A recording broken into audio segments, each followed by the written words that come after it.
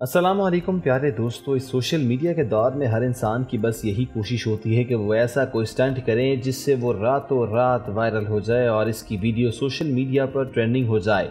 आज की इस वीडियो में भी हम आपको एक ऐसे ही शख्स के बारे में बताने वाले हैं जो अपनी इस वीडियो के बाइस सोशल मीडिया की जीनत बना हुआ है और इसलिए इस वीडियो को आखिर तक जरूर देखिएगा।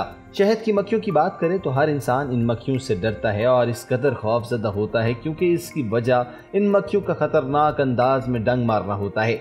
इसलिए सब इन मक्खियों से दूर भागते हैं क्योंकि अगर ये मक्खियां इंसान को डंग मार लें तो जिस्म के वो मुतासर हिस्से में खारिश होना शुरू हो जाती है और कुछ देर गुजरने के बाद वो जगह सूजन का शिकार भी हो जाती है। मगर इस दुनिया में कुछ ऐसे अफराद भी हैं जिनको इन मक्खियों से जरा भी डर नहीं लगता और वो बिना किसी खौफ और खतरे के इनके दरमियान खड़े रहते हैं, जैसे कि आप इस वीडियो में देख सकते हैं कि एक शख्स हजारों शहद की मक्खियों के दरमियान किस कदर मजे से खड़ा हुआ है और ये बिना किसी खौफ के इनके साथ खेल रहा है कि ये जानलेवा मक्खियां इसकी जान भी ले सकती हैं और कितने मजे के साथ इन मक्खियों के छत्ते में हाथ डालकर इन मक्खियों को कितने मजे के साथ अपनी बुनियान में डाल रहा है। हैरत अंगेज बात ये है कि ये मक्खियां इस शख्स को डंग भी नहीं मार रही हैं और ना ही इस पर किसी तरह का हमला कर रही हैं। इस सारे अमल में इस शख्स के चेहरे पर खौफ का कोई नामो निशान भी नहीं है। ये मक्खियां इनकी जान भी ले सकती थी।